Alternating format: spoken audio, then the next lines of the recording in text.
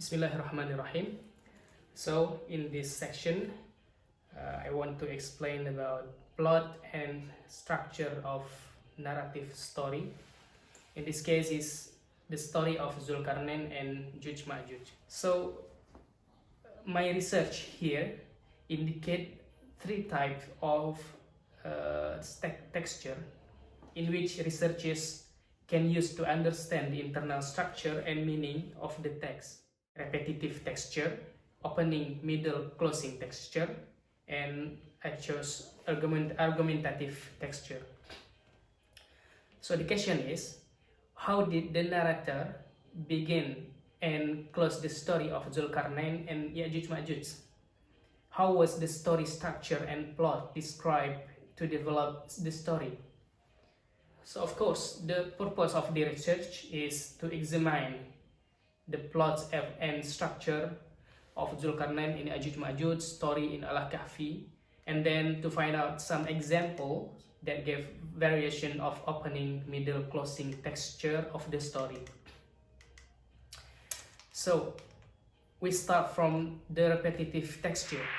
The result of this repetition affect the perception of the audience and raises the attention to the rhetorical and rhythmic aspect of language.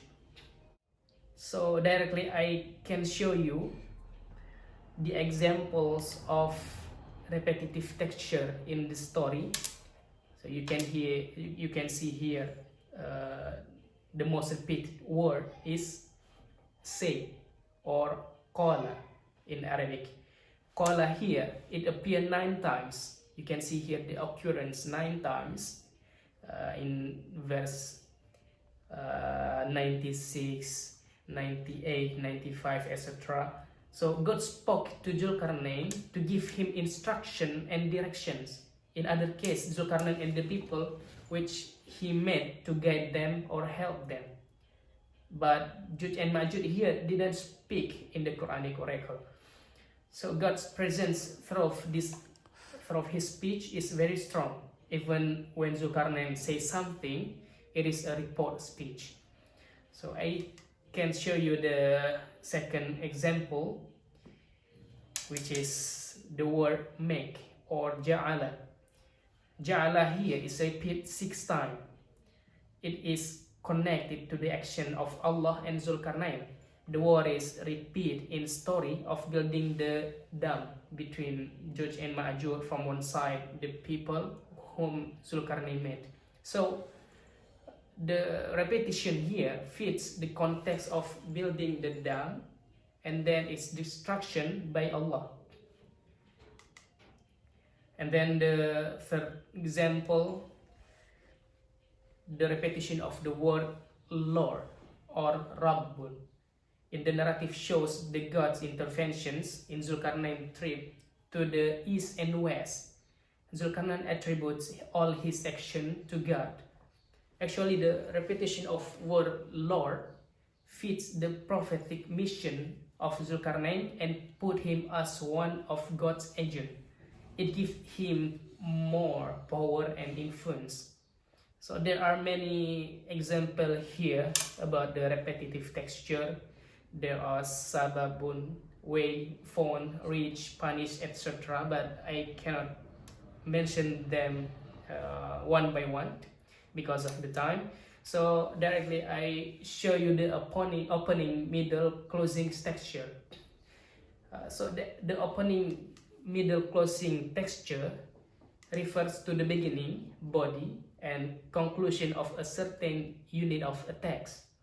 Variation of opening, middle, closing texture and pattern may occur because the opening, middle, and closing may have different kind of texture, and some endings are simply new beginning.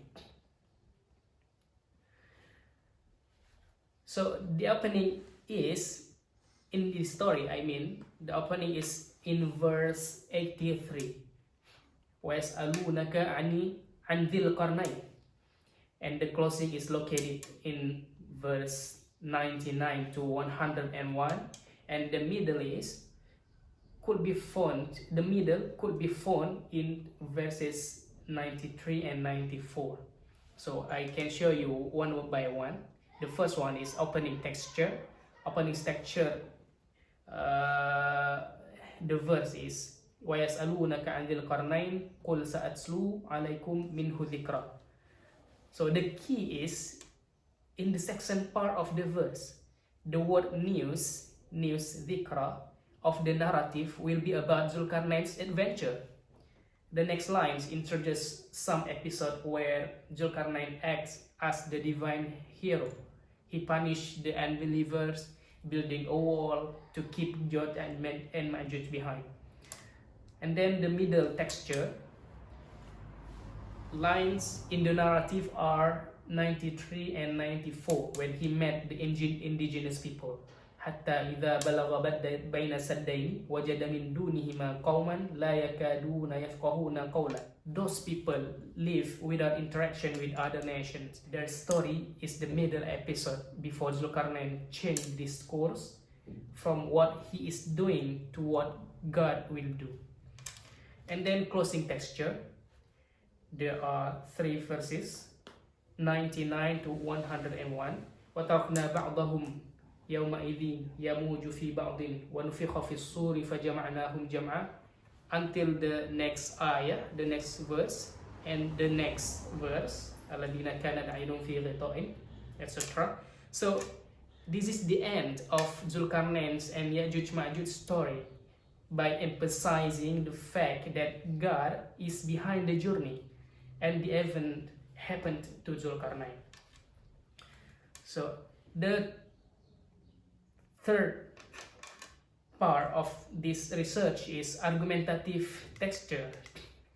What is argumentative textures? There is the most obvious forms of argumentative texture is logical reasoning.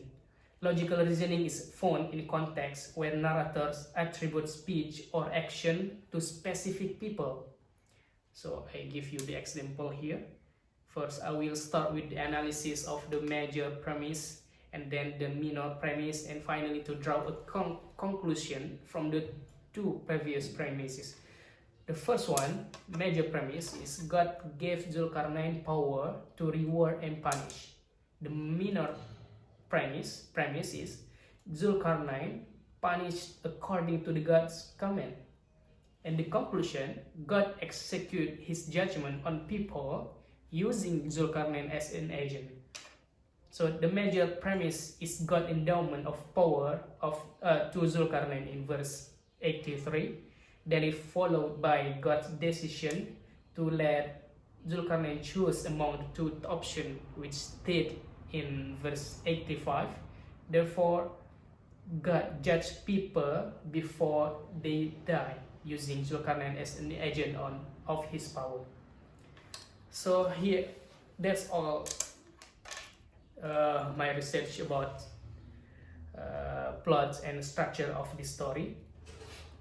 However, the analysis of the inner texture reveals some aspect of the divine speech, such as the repetition of certain words, the structure of the narrative, opening, middle, and closing, and then the argumentative flow of language. By doing so, readers can understand that it is God who uses the power rather than Dhul-Qarnayn himself. Thank you so much.